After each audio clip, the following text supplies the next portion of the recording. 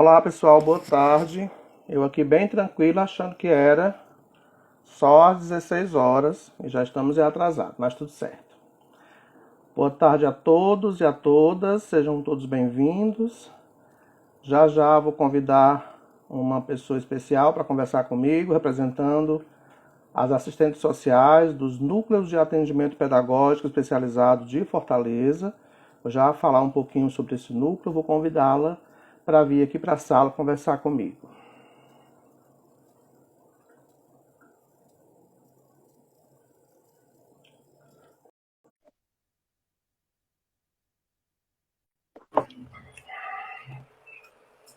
Boa tarde, Renata. Boa tarde, tudo bom? Boa Tudo tarde a jóia? todos. Tudo jóia, né? E eu bem calmo aqui, achando que era só 16 horas. Na minha, Então, na minha cabeça era só 16 horas, né? Mas tá tudo certo. todos aguardando. Pronto. Enquanto algumas pessoas vão chegando aí na sala, eu gostaria, antes de começarmos a conversar, né? Eu não sei nem se precisa me apresentar, porque todo mundo me conhece, todos os dias eu estou aqui me apresentando, mas eu queria falar um pouquinho da história dos NAPs de Fortaleza. NAPs, para quem não conhece, são os Núcleos de Atendimento Pedagógico Especializado. É um espaço de atendimento voltado à pessoa com deficiência, que surgiu, começou a funcionar, né, de fato, né, enquanto núcleo, em várias áreas de Fortaleza, no dia 2 de agosto de 99, quando nos reunimos para compor equipes multidisciplinares para atender às demandas de deficiência, naquela época ainda com salas especiais, com instituição chamadas de escola especial, e aí os NAPs eles surgem nesse período para atender a essas áreas de Fortaleza, né, para que assim as crianças em áreas mais afastadas não tivessem tanta dificuldade de acesso aos atendimentos. Então, o núcleo ele surgiu para dar esse tipo de assistência, lembrando que é um serviço da rede estadual do Ceará, né, antes da célula de educação especial, que iniciou com o propósito de avaliar os alunos com deficiência que estavam nas salas especiais, e assim a gente ia gradativamente incluindo esses alunos na rede comum de ensino. É tanto que ao longo dos anos nós acabamos com as salas especiais. Eu digo acabamos porque, se existe, são muito poucas. Isso. E depois de alguns anos, as instituições caracterizadas como escolas especiais também deixaram de funcionar, porque entramos no movimento de inclusão total dentro da Política Nacional de Educação Especial, na perspectiva da educação inclusiva.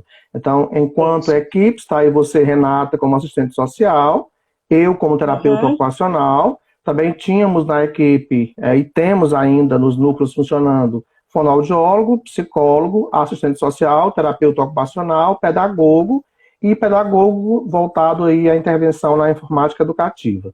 Alguns espaços com mais profissionais, outros com menos, né, dependendo aí da demanda de cada região. O fato é que hoje são, em média, de 9 a 10 núcleos em Fortaleza, que serviram de modelo para outros municípios, que também instalaram em alguns municípios os NAPs, que atende a uma demanda público-alvo da educação especial e também atende alunos com outras condições de dificuldades específicas de aprendizagem, de TDAH, que ainda não faz parte do público-alvo da educação inclusiva. Tá? Então, só para a gente compreender e situar quem está na sala sobre o que é o NAP, um serviço de grande relevância para o movimento de inclusão, movimento esse que a gente vai já falar um pouquinho, né, da possibilidade aí de aplicação do decreto 10.502, que a gente não aceita. Esse retrocesso, né, na verdade, né, Wilson? Muito grande, né? Não aceita, exatamente, a gente não aceita que venha a acontecer. Mostrar que o NAP, assim como as salas de recurso multifuncional, né, sala de recurso multifuncional que faz a EE e é legitimada pelo decreto 7611/2011, os núcleos de atendimento educacional especializado ou de atendimento pedagógico especializado, assim como outros centros de atendimento multidisciplinar, eles também estão amparados legalmente pela nota técnica 09/2010, que defende o AE dentro desse serviço voltado à abordagem multidisciplinar tendo aí como objetivo maior facilitar a vida do aluno que está na escola comum e que tem dificuldades em estar nesse espaço, a partir das demandas que esse espaço cobra, tá? Eu falo muito, Nós você pode falar.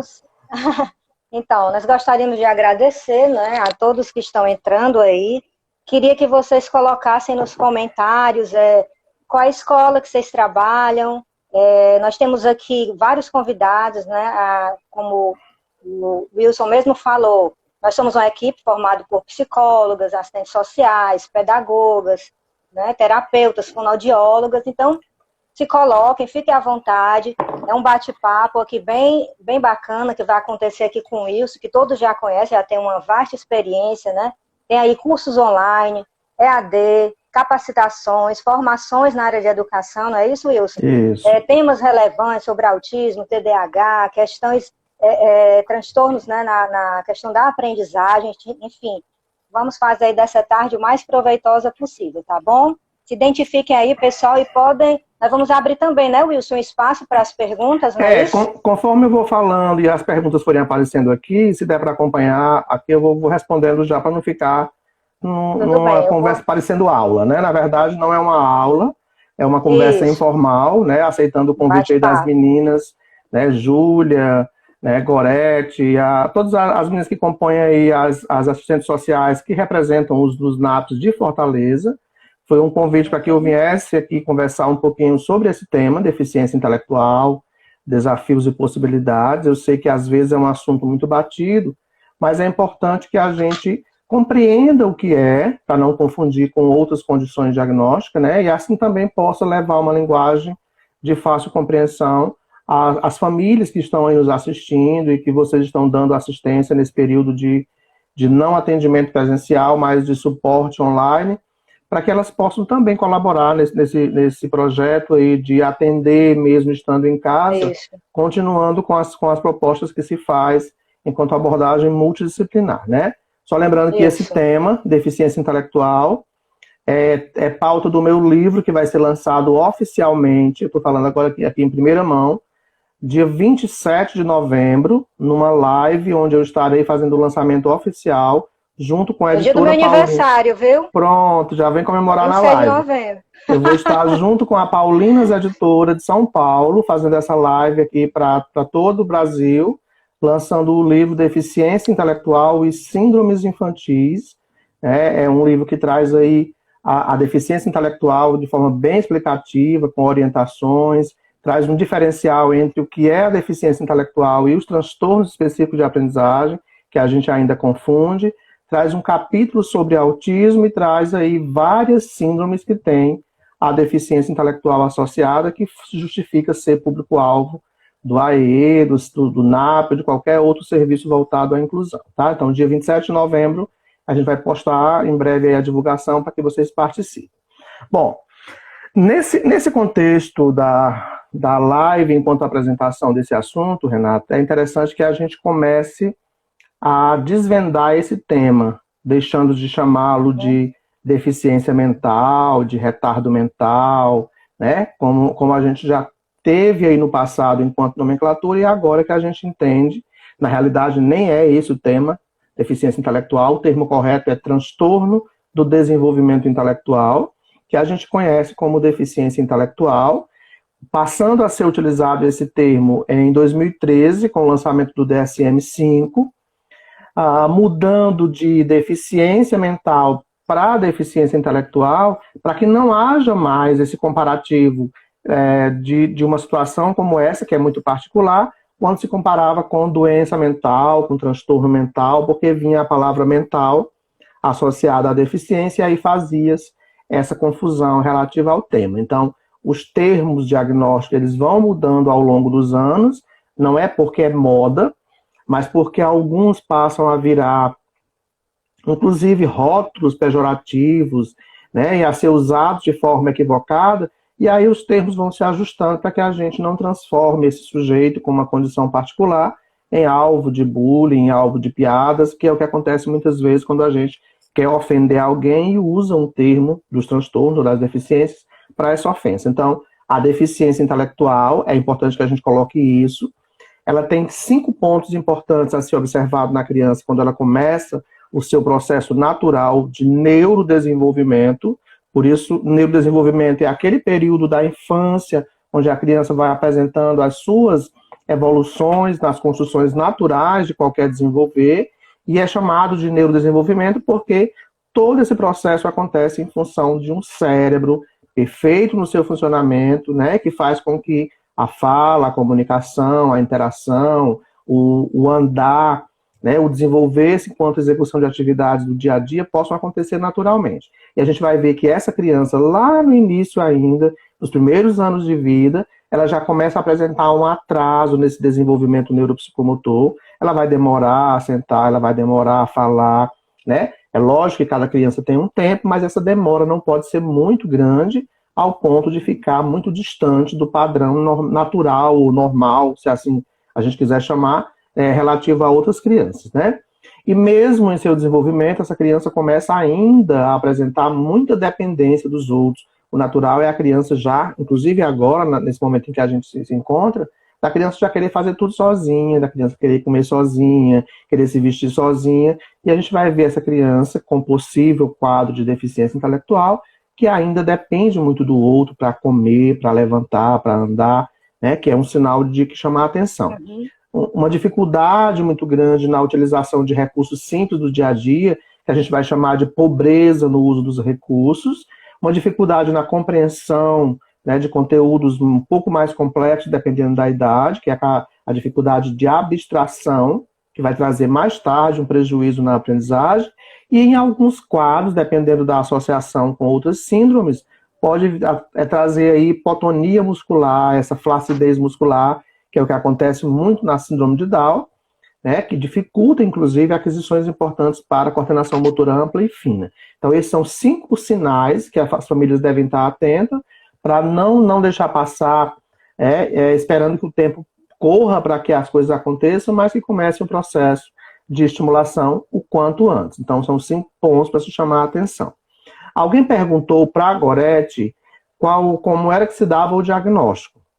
Né? Lembrando sempre que quando eu falar de diagnóstico, eu não estou falando de fono, de terapia, de assistente social, de psicologia, que vai fazer esse diagnóstico.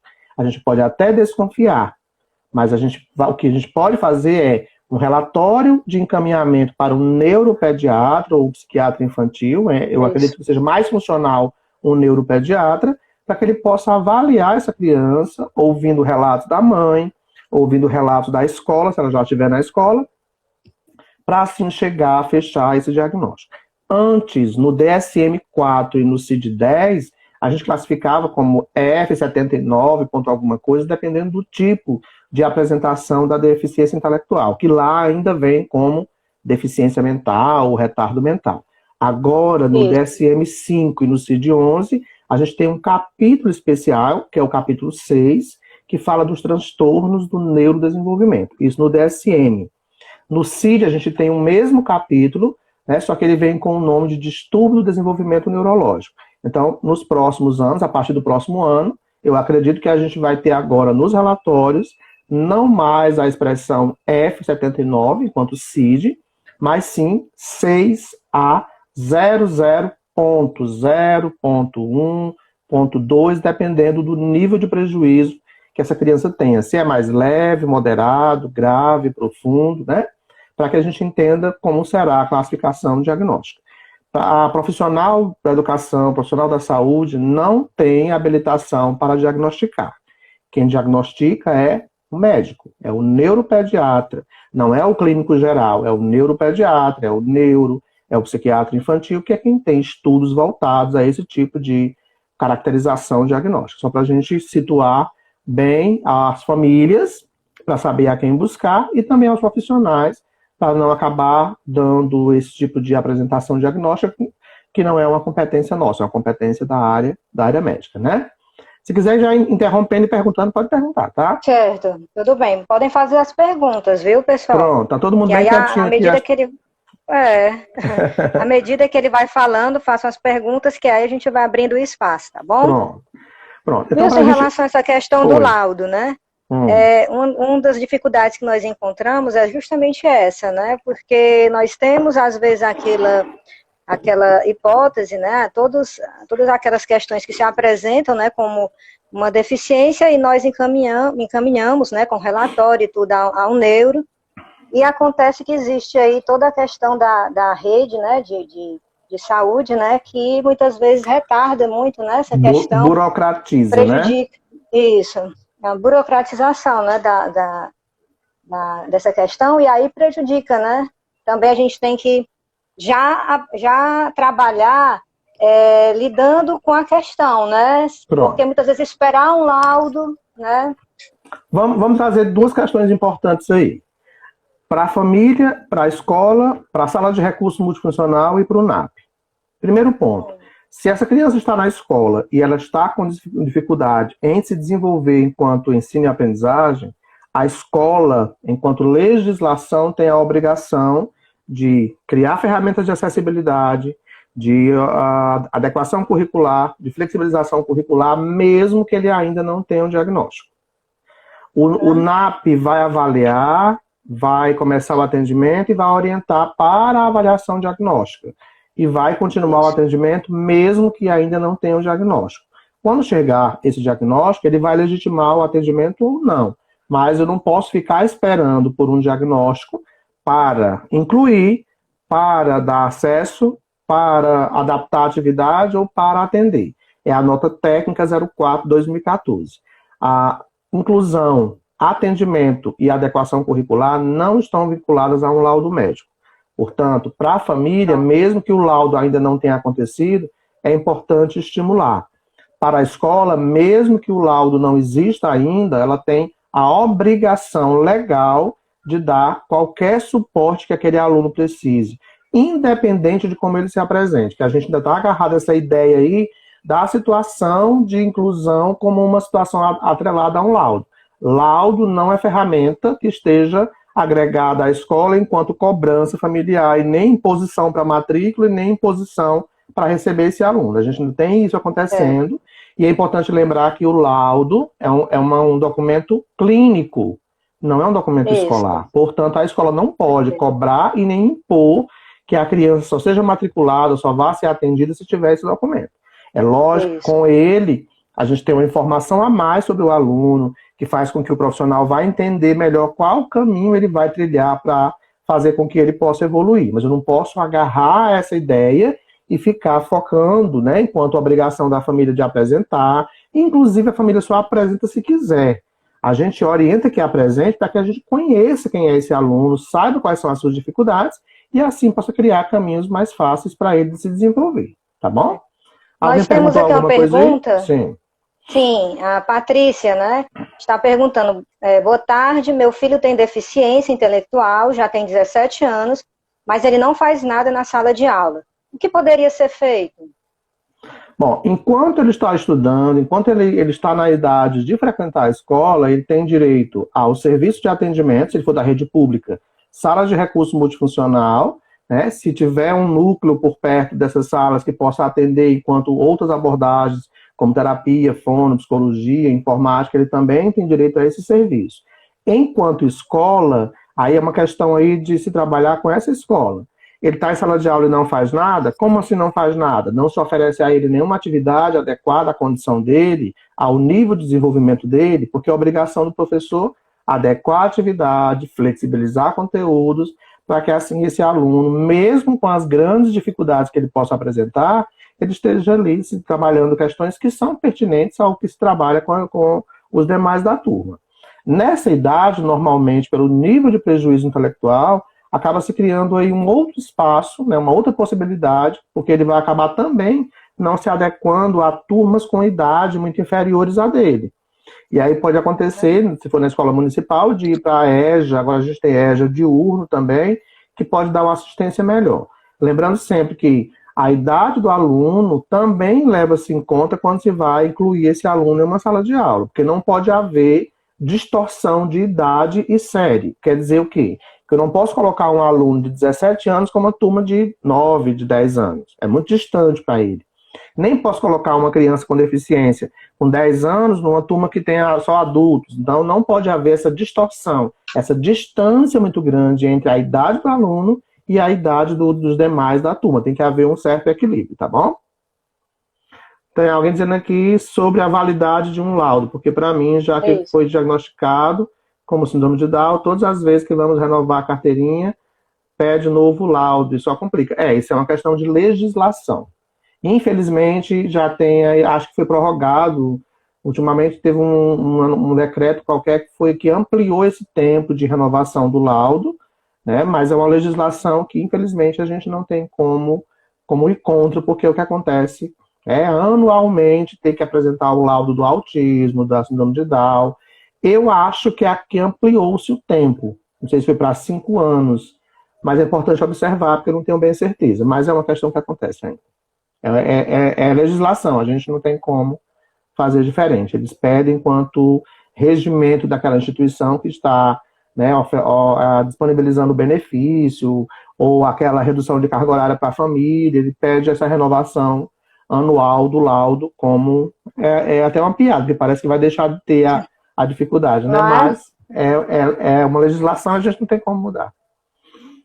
Alguma outra colocação? Alguém está dizendo que acha importante conhecer o DSM e o CID com seus diagnósticos, mas no momento de falar com as famílias sobre uma possível hipótese de diagnóstico, acho mais adequado usar o termo deficiência intelectual. Pronto, eu vou dar um conselho para quem é a pessoa? Aqui tem a Ruda de Pontes, eu não sei quem é. Mas só um conselho para você. É a psicóloga Vera. Pronto, Vera. Vera, enquanto psicóloga, enquanto pedagoga, enquanto fono, enquanto terapeuta, no momento de conversar com a família, após uma investigação que você tenha feito com a equipe e que se levantou uma possível hipótese diagnóstica, não fale de nenhum termo diagnóstico. É um conselho que eu dou. O que você vai orientar a família é: seu filho encontra-se com atrasos, com algumas dificuldades, comparando-se com outras crianças. É importante uma avaliação médica para que ele observe, junto com esse relatório que a gente está fazendo aqui, qual é a dificuldade real que ele apresenta, para que assim a gente possa compreender melhor como ele funciona e trabalhar em cima das dificuldades, das capacidades que ele tem. Você está querendo dizer que ele tem autismo? Não estou dizendo nada. Eu não estou dizendo que ele tem nada, estou dizendo que ele está com algumas dificuldades que é importante que a gente investigue. Por que eu estou orientando isso? Porque essa palavra que você usou, enquanto hipótese diagnóstica, pode não vir a se confirmar com avaliação médica e você pode criar aí um mal-estar com a família, inclusive até responder processos, porque a gente sabe que existem comportamentos de todos os tipos. Da família que agradece porque você chamou a atenção, da família que vai brigar com você porque você disse que o filho dela tem isso ou aquilo. Então, não é uma condição que eu aconselho você falar de nenhuma expressão, nem de deficiência, nem de retardo, nem de nada. Você só chamar a atenção da família para o encaminhamento enquanto avaliação, possível avaliação diagnóstica com o médico, para que ele, médico, defina. Essa hipótese diagnóstica a gente levanta entre nós da equipe para estudar sobre aquela condição e assim trabalhar algumas questões que se faz importante, tá? Eu estou falando isso como medida preventiva, para a gente não criar um problema de ordem ética e profissional, porque acaba gerando aí diversas possibilidades de uso a partir dessa fala que você tem quando se refere a uma condição qualquer de expressão diagnóstica, tá? Tem mais alguma pergunta? Nós temos aqui, Wilson, nós temos aqui uma pergunta, qual a diferença de cariótipo para laudo? Não, aí são investigações diferentes. O laudo é um registro daquilo que você observa, né, a olho nu. O cariótipo já é uma investigação mais aprofundada a partir de outros tipos de investigação que o médico solicita. O laudo que a gente usa é o diagnóstico. É aquele documento que traz a referência, né, do CID, seja só a numeração, seja uma expressão, né, escrita do termo diagnóstico. Mas, enquanto legislação, não faz muita diferença, não.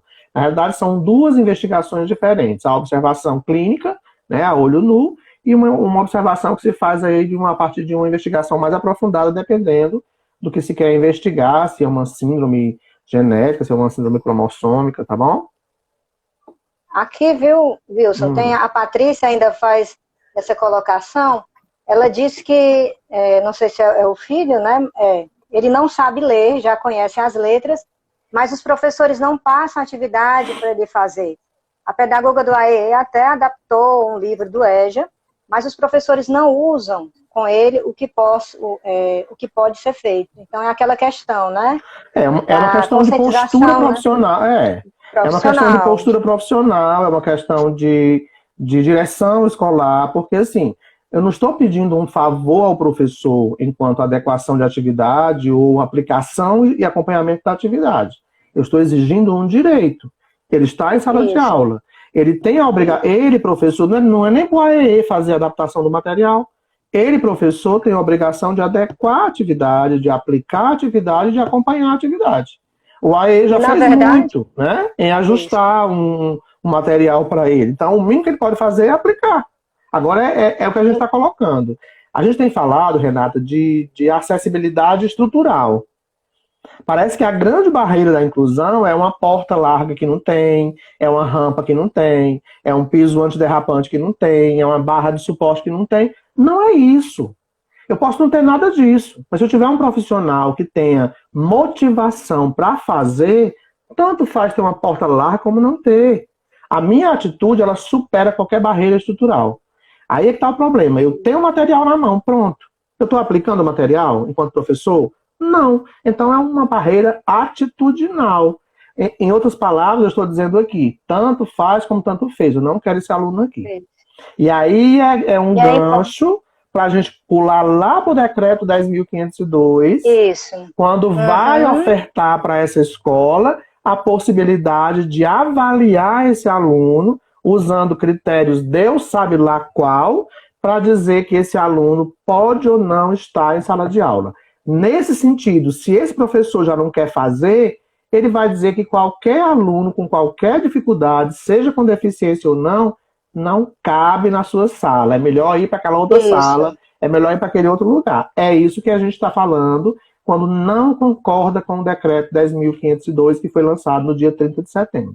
Esse decreto ele vai reforçar nesse profissional, seja o professor, seja o gestor, seja qualquer profissional que lide diretamente com esse aluno com deficiência, vai reforçar nele a ideia de que ele sim tem razão, que aquele aluno não cabe nesse espaço porque ele não atende aos critérios desse espaço, portanto, é melhor para ele, mãe, que ele vá para a sala especial, porque é só eles os iguais, ou ele vá para uma escola segregada do contexto social. É isso que a gente não pode aceitar. A gente não pode aceitar que o retorno a um passado fracassado, que não deu certo, né, ultrapassado, aconteça. Por isso a gente já tem aí inclusive, possibilidade de rebate a isso, né? E é reafirmar os direitos, né? Das pessoas, a questão da educação, da sala de aula, né, Wilson? E esse decreto vem justamente nessa contramão. Né? Você não tem esse direito, né? Não tem. Se a gente for pensar, a gente está falando de deficiência intelectual, mas é importante lembrar que a deficiência intelectual, no contexto de inclusão, juntamente com o autismo, são as duas grandes situações de dificuldades que a escola tem. Porque a gente está falando de pessoas que podem apresentar uma lentidão, uma dificuldade nesse contexto maior de ensino e aprendizagem. E que torna-se aí para a escola esse desafio, né? A gente também já aprendeu ao longo de décadas que eles podem aprender. E que todo o aprendizado acontecido durante a estimulação é muito bem-vindo. O que a gente não pode agora é achar que por ele não conseguir aprender naquela condição ali de avaliação a partir de um critério, que eu tenha que encaminhar para um outro espaço que talvez leve esse sujeito a aprender menos ainda, já que eu não vou ter modelos ou espelhos diferentes do meio. Então, se a gente for pensar na Política Nacional de Educação Especial, na perspectiva inclusiva, a gente tinha como maior propósito com essa política, né, assegurar esse público, pessoas com deficiência, autismo e alta habilidade, o direito de conviver com os outros, de pertencer a esse espaço escolar, de estar em qualquer lugar enquanto condição escolar e social, aprendendo e ensinando, porque eu não só aprendo, eu também ensino. Né? Aqueles que não têm dificuldades aprendem tanto quanto aqueles com dificuldade. Então, permitir que isso aconteça, que as crianças com deficiência, né, seja ela a condição que for, voltem a participar de um outro espaço segregado, é um grande retrocesso que a gente tem. E a pessoa com deficiência tem aí esse grande prejuízo se acontecer enquanto perda, né? É importante lembrar disso. E a Vera confirma aqui nessas questões que nós estamos levantando, que ainda vemos, né, com todas essas questões das leis, né, do direito, né, do aluno à educação, a estar, né, desenvolvendo todas as suas habilidades, suas potencialidades dentro das suas condições, nós ainda vemos alunos, ela coloca aqui, com deficiência estarem em sala de aula, mas não são devidamente incluídos, né? A gente percebe, infelizmente, essa realidade, né? E como equipe a gente tem que trabalhar essas questões, né? Com os professores ainda, está ali na ponta, né? Ratificando, né? Confirmando direitos, não, como você já até falou certa vez, não apenas sensibilizando, até quando nós vamos continuar sensibilizando? Já passou, né? Já passou. Então nós temos agora que lutar para que efetivamente esses direitos possam ser, exatamente, né, respeitados. Olha, a gente tem ultimamente não falado muito da deficiência intelectual, da síndrome de Down, porque a gente conseguiu, a partir de estudos, a partir de mais formação, a partir de mais famílias se mostrando aí na sociedade, a gente conseguiu naturalizar isso. Hoje a gente não olha com tamanho espanto, a gente ainda tem um certo receio, digo a gente enquanto sociedade, né? Tem um certo receio ainda com alguns comportamentos, porque isso foi internalizado. Mas a gente não pode esquecer que são percentuais muito significativos da sociedade. Então, a prevalência geral da população com deficiência intelectual é cerca de 1%. É 1% de autista, é 1% de pessoas com deficiência intelectual, né? E lembrando que a gente, às vezes, só olha para a deficiência intelectual quando ela vem na condição de síndrome de Down. E não é só a síndrome de Down que tem deficiência intelectual. A microcefalia tem deficiência intelectual, 75% dos autistas têm deficiência intelectual, a grande maioria das síndromes infantis traz prejuízos intelectuais associados, por isso elas entram como público-alvo do AEE, como público-alvo do NAP e de outros centros de atendimento. Então, essa deficiência intelectual que a gente está falando, é importante lembrar que aí a gente traz um monte de conceitos muito teóricos que confundem. Mas eu vou dar uma classificação agora que eu acho que vai ficar clara para todo mundo. O que é essa deficiência intelectual? É uma capacidade intelectual, capacidade de aprendizado muito abaixo da média em geral. É uma pessoa com idade mental muito abaixo da idade cronológica, ou seja, ela é muito infantil para a idade que tem. Temos duas coisas aí. Uma capacidade de aprender em condições gerais, muito abaixo. Uma idade mental ou um comportamento muito infantil, uma maturidade muito abaixo daquela idade que ele apresenta. E junto dessas duas dificuldades, nós temos aí prejuízos em duas ou mais áreas das habilidades adaptativas, que são capacidade de comunicação, capacidade de recreação, capacidade de socialização, capacidade de autonomia enquanto autocuidado, capacidade de uso das ferramentas para habilidades sociais, desempenho familiar e desempenho no contexto social, autonomia e independência, locomoção, saúde, segurança, tudo isso são chamados de habilidades adaptativas. Então, eu vou entender que para ter deficiência intelectual, eu tenho que ter idade mental muito abaixo da minha idade cronológica, uma capacidade de aprender muito inferior à média em geral das pessoas com a mesma idade que eu, e eu tenho duas ou mais dificuldades nessas chamadas condutas ou habilidades adaptativas, que vão se apresentar inicialmente lá nos primeiros anos de vida, mas só podem ser confirmadas de fato depois dos 5 anos de idade, quando a criança já deve ter autonomia, já deve ter, né, a segurança para se cuidar sozinha e se virar sozinha, é quando começa -se a observar e a se chamar a atenção para que a família busque por estimulação e busque por essa definição para, né, classificação diagnóstica aí. Então, várias causas estão associadas a isso, como doenças genéticas durante a gestação, como condições de metabolismo, doenças que a mãe possa ter sofrido e que possa ter interferido na formação embrionária desse bebê, algumas doenças neurológicas que acontecem acidentalmente ou por herança ou por uma mutação qualquer de gene. problemas durante o parto, né? E aí temos também outras situações que é importante chamar a atenção, que a gente fala de pré-natal, de perinatal e fala de pós-natal. Quando eu digo pode acontecer durante a gestação, eu estou falando de pré-natal, a mãe desnutrida, né? Uma pobreza alimentar que gera desnutrição materna, má assistência a essa gestante, doenças infecciosas, uso de substâncias entorpecentes, de tóxicos, que a gente tem aí como uma demanda altíssima de crianças com deficiência intelectual em função da mãe usuária de outras drogas, como álcool, como crack, drogas que a gente tem aí no contexto social, que podem provocar altas alterações aí no contexto de formação embrionária, e isso durante o trabalho pré-natal, durante o processo gestacional. Então, possíveis causas que justifiquem a deficiência intelectual. Do início do trabalho de parto, da hora que a criança está nascendo, até o 30º dia de vida, a gente tem o que chamamos de perinatal, que são causas agora após o nascimento, nos primeiros 30 dias. Aquela má assistência durante o parto pode provocar algum tipo de lesão.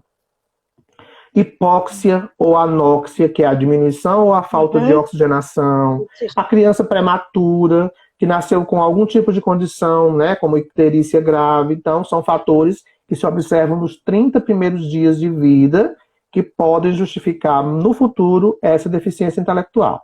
E as causas pós-natais são aquelas que vão do 30º dia de vida até a adolescência. Desnutrição da criança, desidratação, infecções, doenças infecciosas, intoxicação por medicamento, por inseticidas, por produtos químicos, acidentes de trânsito. Tudo isso pode ser fator que mais tarde também explique algum prejuízo de ordem intelectual. Portanto, não é só uma situação que nasce com você.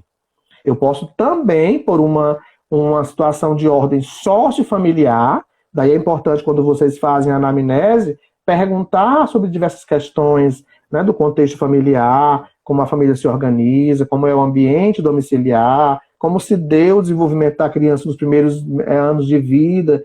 Tudo isso é importante ser analisado por parte do serviço social, né, que é a porta de entrada do NAP, quando vai receber essa mãe, que vai fazer com ela a aplicação de uma entrevista chamada anamnese. Anamnese. Toda essa investigação da vida social, da vida financeira e da composição familiar que aquela criança tem. Então, para se chegar a compreender a criança, a gente compreende primeiro o ambiente em que ela foi gerada, como é que se deu esse processo gestacional, como é que foram as intercorrências dessa mãe durante a gestação, os primeiros anos de vida, até o ingresso na escola e o porquê que está chegando ao NAP.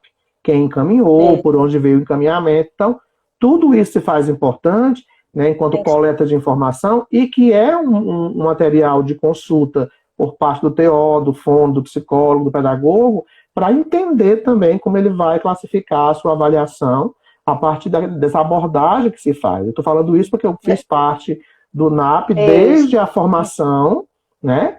2 de agosto de 99. A importância dessa equipe, né? Exatamente.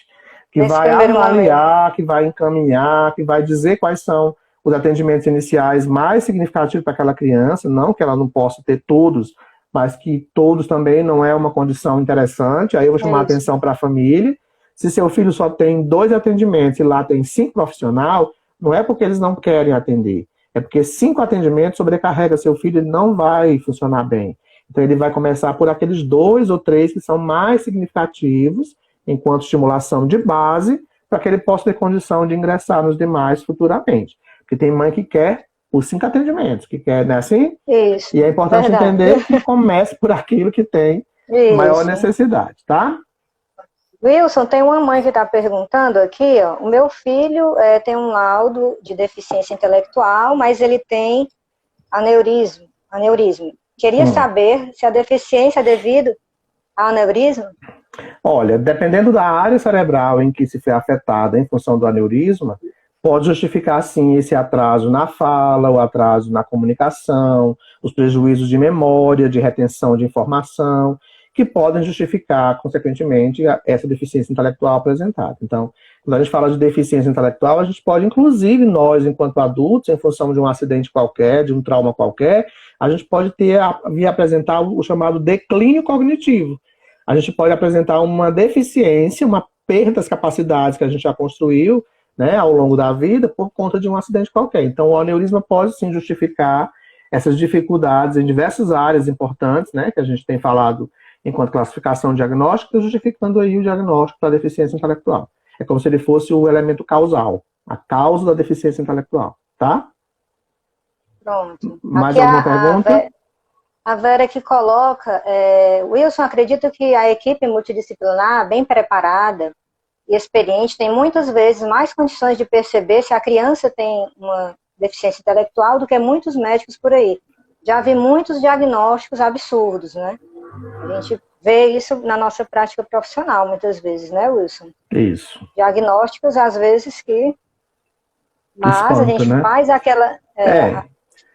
A gente tem estudado muito mais, né? Até porque a gente estuda praticamente um recorte desses transtornos do neurodesenvolvimento. A gente estuda o autismo, a deficiência visual, física, auditiva, intelectual, múltipla e alta habilidade. Enquanto trabalho voltado para o público-alvo do AEE, né? Seja ele na sala de recursos, seja ele nos centros, né? Os NAPs fazem parte desses centros. Mas aí a gente tem também um rol aí de situações acontecendo em função de médicos, até clínico geral, a gente tem aí encontrado dando diagnóstico de condições de neurologia, que não é uma condição para o clínico, é uma condição para o neuropediatra, né? Por isso que a gente tem que ter cuidado, enquanto família, para primeiro se certificar quais são as referências no momento, não é buscar o melhor médico, mas é buscar aquele profissional que está no momento estudando e voltado mais a esse domínio acerca da compreensão, né, enquanto condição de transtornos na infância. Então a gente tem aí, por isso que eu indico sempre o neuropediatra, porque o neuro é amplo demais. O neuropediatra ele se detém a estudar transtornos, dificuldades, deficiências da infância. O psiquiatra infantil, porque o psiquiatra ele tem um leque muito amplo de apresentação enquanto transtorno, mas o psiquiatra infantil ele se detém a um grupo reduzido de condições da infância. Então, quem melhor pode classificar, diagnosticar a partir do relato da escola, a partir do relato de quem atende, a partir de um relato fiel da família, é o neuropediatra e o psiquiatra infantil. A gente tem um grupo muito pequeno de neuropediatras no estado do Ceará, mas temos neuropediatras de grande vamos dizer assim, de grande referência nesse trabalho. Então, a carência ainda é muito grande, mas em relação ao passado a gente já melhorou bastante. Apesar de que a gente ainda tem um número muito reduzido que dificulta, inclusive, esse acesso da família com menos condição financeira de chegar até ele, né? E quando se fala de deficiência intelectual que não aparece em exame, a não ser numa condição que já tenha outra comorbidade associada, aí você vai ter uma melhor forma de entender. Mas deficiência intelectual e autismo tem que ter esse olhar mesmo apurado a partir de estudos para fechar o diagnóstico. Como você disse, nós temos hoje muita condição de dizer, mas não temos habilitação técnica para falar de diagnóstico, né? Patrícia que fala, viu, Wilson? A Neura, aqui um depoimento dela. A Neura que atendeu meu filho me disse que ele nunca ia andar e nem falar. E hoje agradeço a Deus que ele anda e fala. Olha aí, Patrícia aí participando. Obrigada, Patrícia. Olha, Patrícia, a gente não mais pode aceitar enquanto família que ninguém da área médica, ninguém da área multidisciplinar diga qual vai ser o destino do seu filho. Né? Se dizia isso no passado porque se sabia que ao dar um diagnóstico como esse, a família não ia investir, a família não ia estimular, ia botar numa instituiçãozinha ali que ficava só cuidando e alimentando e tirava da criança a possibilidade de evoluir. Hoje a gente sabe que as mães estudam as leis, estudam as deficiências que o filho tem, vai atrás de seus direitos, vai brigar pelo atendimento, pede orientação para estimular em casa e hoje é uma grande parceira de quem trabalha com o atendimento, fazendo com que essa evolução aconteça e o médico engula as palavras que disse, né, quando já previu um futuro que não era para ser previsto. Porque a gente está falando o tempo inteiro hoje, Renata, de neuroplasticidade cerebral. Se você é estimulado, se você tem oportunidade de estimulação, o seu cérebro vai modificar padrões, o seu cérebro vai ampliar redes neuronais, o seu cérebro vai evoluir e o seu desenvolvimento vai acontecer. Isso. Agora, se eu não acredito nisso e não estimulo, não tem como acontecer essa neuroplasticidade. Porque a neuroplasticidade só acontece quando os estímulos são ofertados. É a mesma coisa de você querer aprender sem ler o livro. Você vai conseguir aprender sem pesquisar? Não vai. Então, a neuroplasticidade se dá a partir do estímulo que você, né, busca e que você também recebe, seja da família, da escola ou do atendimento. Nós temos ainda, acho que uns 10 minutos de live só, né? O instante passa. Podem colocar, pessoal, mas nos comentários aí, perguntas, observações. Deixa eu ver aqui se tem mais alguma pergunta. Veja aí. Aqui não apareceu mais nenhuma pergunta, não. Estão quietinhos. Patrícia aqui. Bom, deixa eu só falar um pouquinho sobre, a gente falou de deficiência, de causas, né? É um desafio, mas também traz possibilidades. E é importante a gente reforçar um pouquinho o decreto. Diga, Renata. Pronto, só uma questãozinha que a gente também convidou alguns professores, podem estar aqui no grupo também, né? Coordenadores de escola e tudo. Eu queria saber quais são as orientações que você poderia dar assim, aos professores para se trabalhar com os alunos, né, em sala de aula, que tenha não só, no caso que a gente está falando sobre a deficiência intelectual, né, aí mais especificamente, né, em relação a isso. Olha, a primeira orientação que a gente sempre dá ao professor, Renata, é que ele conheça cada aluno que ele tem, ele busque saber na secretaria, ou junto à família, ou junto ao NAP, ou à sala de recurso multifuncional que tem na escola, qual é a condição de dificuldade daquele aluno. Se eu sei qual é a condição de dificuldade daquele aluno, não é para eu desistir dele, não é para deixar ele num cantinho porque ele tem deficiência. É para você pegar essa informação, colocar no bolso e dizer assim, vou levar para casa, vou pesquisar sobre deficiência intelectual e vou buscar por atividades que possam ajudar esse aluno, mesmo que ele não consiga atingir o mesmo nível de aprendizado que a turma tem, mas eu vou procurar estimular. Então, é conhecer, é respeitar a condição que o aluno tem, é adequar a atividade à condição que ele apresenta, não é dar uma atividade para ele pintar, enquanto eu estou falando de um assunto que não tem nada a ver com aquele desenho da pintura. Isso não é adequação, isso é enrolação. Adequação é você dar uma atividade para ele pintar, se for o caso, mas que aquela pintura, aquele desenho esteja dentro do assunto da sua aula. Aí eu estou adequando de alguma forma, mesmo que seja uma forma muito simplista. Mas eu tenho que ajustar a atividade, eu tenho que respeitar esse aluno na sua condição, eu tenho que sensibilizar a turma que ainda está em processo de formação a respeitar o outro nas suas diferenças e singularidades. Eu tenho que encontrar caminhos que façam com que essa criança, adolescente ou adulto, com qualquer deficiência, se sinta parte do grupo, se sinta parte desse espaço e consiga fazer, né, enquanto motivação, qualquer tipo de situação que possa levá-la ao crescimento. Quando ela se sente parte do processo, ela ganha vida, ela se motiva a participar. Quando ela se sente colocada de lado, ela não quer ir para a escola, ela não gosta da escola, porque não existe atração para ela. Tá? Então, se tem um AE na sua escola, se tem um NAP na sua escola, busque orientação, busque sugestão. Não é para pedir uma atividade pronta, não, porque ninguém tem obrigação de fazer isso para você, não. O aluno é seu. O NAP atende de uma forma, a sala de aula é de outra. O NAP pode orientar, a partir de qualquer consulta que você faça aos profissionais, né, sobre quais caminhos você pode trilhar. Não é para dizer, é para fazer assim, não, eu não sei, cada um responde diferente.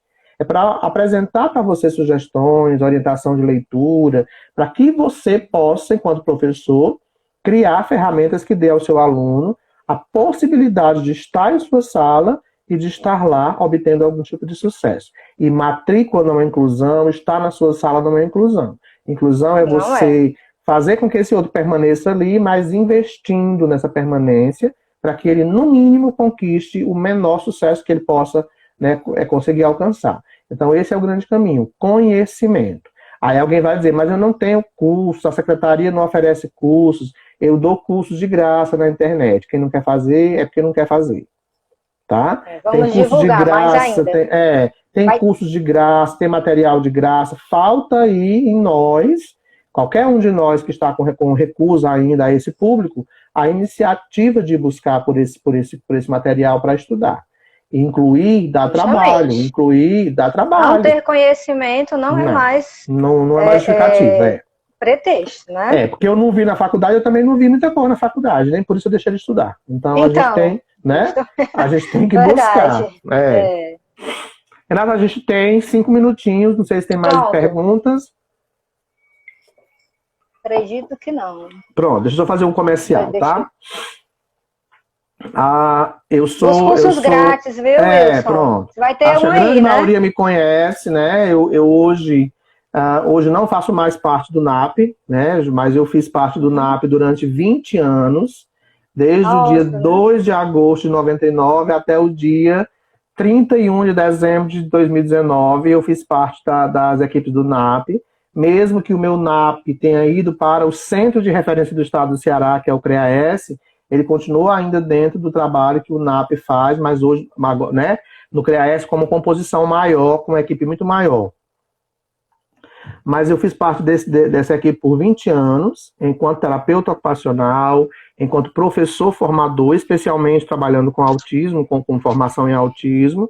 E desde então, paralelo a esses 20 anos, eu me tornei docente, não só no ensino fundamental e médio, como no ensino superior, graduação e pós-graduação e mestrado, mas também acabei enveredando aí para outra área, que é a consultoria, a formação. Então, eu tenho uma empresa, que é a Mais Estímulos, que é o Centro de Estudo, Formação e Consultoria, que eu espero que em 2021, com um projeto meu aí, ela vire um instituto de formação superior. Ai, que maravilha! E a gente lançou agora na pandemia um projeto bem ousado, que foi oferta de cursos gratuitos online, que vai continuar acontecendo no próximo ano, online, gratuito, mas também vai acontecer presencial e gratuito. Então, a gente vai ter aí a continuidade comigo e com outros professores da formação gratuita, presencial e online. Talvez comigo online e presencial comigo com outros professores. Então, a gente trabalha com pós-graduação, em parceria com a Faculdade do Maciço Paturité, pós-graduação em autismo, psicopedagogia, neuropsicopedagogia, AEE, psicomotricidade, gestão escolar. Então, a gente tem essas turmas, a gente já conseguiu formar 26 turmas, a gente ia abrir uma agora de aba, mas acabou não acontecendo em função dessa parada. Em paralelo a isso, a gente trabalha com cursos, minicursos, palestras, não só em Fortaleza, como no estado do Ceará inteiro. E a gente tem aí, junto com esse projeto, a gente está encerrando o 5º curso online gratuito, a gente fez estimulação cognitiva, com mais de 4.000 pessoas do Brasil inteiro. Depois fizemos um curso de educação infantil, depois um curso de autismo, falando sobre todos os programas de intervenção. Estamos encerrando o transtorno específico da aprendizagem e a EE, e agora eu disse que não ia ter mais nenhum curso esse semestre, mas já lancei outro curso ontem, que foi TDAH e transtorno opositivo desafiador, que vai ser um curso que vai acontecer agora, no período de novembro e dezembro, já foi lançado. E no próximo ano a gente tem aí um projeto de continuidade desses cursos. E aí eu vou lançar em primeira mão uma das nossas propostas desse projeto para 2021. A gente vai ter, acho que vocês vão gostar do que eu vou dizer agora, a gente vai ter gratuito, uma vez por mês, cursos direcionados especificamente para serviço social, fono, terapia ocupacional, psicologia, psicopedagogia, neuropsicopedagogia, psicomotricidade, fisioterapia. A gente vai ter uma vez por mês um curso só com esse público, com temáticas específicas dessa área profissional, gratuito, presencial, para que cada vez mais a gente tenha aí acesso a todas as áreas, conheça todas as áreas, e assim continue a ampliar o conhecimento no estado do Ceará, não só sobre as deficiências, mas sobre outras temáticas que faz com que essa equipe multidisciplinar consiga trabalhar tão bem como tem trabalhado. Então, a gente está montando aí um monte de coisas interessantes para 2021. Eu espero que tudo aconteça bem, tá bom? Amém. E dia 27 de novembro, eu quero todos vocês aqui no meu Instagram, no lançamento oficial do meu 2º livro. O primeiro foi Autismo Azul. eu acho que 16 horas, se não me engano, mas eu posto. E dia 9 de dezembro eu fui selecionado pela Paulinas de São Paulo para representar a Paulinas, falando sobre deficiência intelectual e autismo, na Bienal Internacional do Livro de São Paulo, que vai ser online. Parabéns. E eu vou palestrar pela Paulinas de São Paulo, tá bom? A gente está quase encerrando, eu não sei se a gente ainda tem mais um minutinho. Oi, Renata. Deixa eu ver só, me diga uma coisa, você poderia fazer um breve comentário sobre esse decreto 10.502? A gente já até pontuou rapidinho, né? Rapidinho. Eu não sei se vai dar tempo para eu falar. Se qualquer coisa a gente volta, né? Porque às vezes a live cai, tá bom? Bom, o decreto ele traz aí o retrocesso do retorno das salas especiais, das escolas especiais, a criação de critérios de seleção por parte da escola para ver quem vai ficar na sala de aula comum ou vai para a sala de aula especial ou para a escola especial. Né, a opção ofertada à família de escolher qual lugar que ela quer para o seu filho, se é sala de aula especial ou se é escola especial. Traz de volta essa possibilidade que é muito preocupante, desrespeita diversas leis voltadas à inclusão, reforça, se a gente for ler com atenção, o capacitismo, que é o pensamento de entender que essa pessoa com deficiência não tem condição de estar ali para desempenhar aquele papel como os demais alunos, né, descumpre a Constituição Federal quando assegura a inclusão, descumpre todas as políticas voltadas à educação especial na perspectiva inclusiva e, inclusive, ameaça a existência de alguns serviços. Né? Se eu estou falando de AEE enquanto suporte para a inclusão, o que é que vai justificar o AEE continuar se não vai ter mais essa inclusão? É bom a gente pensar sobre isso, tá? Pra gente não... Pois tá bom. Eu até criei uma live, eu fiz uma live, se vocês quiserem depois acessar lá no meu Instagram, só falando sobre o decreto, uma live bem polêmica, para que vocês possam ficar mais antenados, tá bom? Muito obrigado pela presença de todos vocês, obrigado pelo convite, parabéns às meninas do NAP, né, às assistentes sociais que representam os NAPs de Fortaleza, por essa iniciativa, e eu estou sempre à disposição para precisar, tá bom? Wilson, nós que agradecemos, né, todos dos NAPs, né, daqui de Fortaleza, os profissionais, psicólogos, pedagogos, fonoaudiólogos, terapeutas, agradecemos aí a sua participação, sempre abrilhantando, né, nossos conhecimentos, né, e se Deus quiser, ano que vem vai ser um ano de muitas vai sim. Inovações, muitas coisas boas, né, para todos nós, viu? Agradecer a participação de todos aqui, né, nos comentários, todos os professores, pais que participaram, os profissionais da equipe do NAP. Muito obrigada a todos, viu? Obrigado, pessoal. A live fica salva lá no meu Instagram. Qualquer coisa é só ir lá e compartilhar, tá bom? Beijos. Até o próximo momento, se Deus quiser. Beijo, meninas do NAP.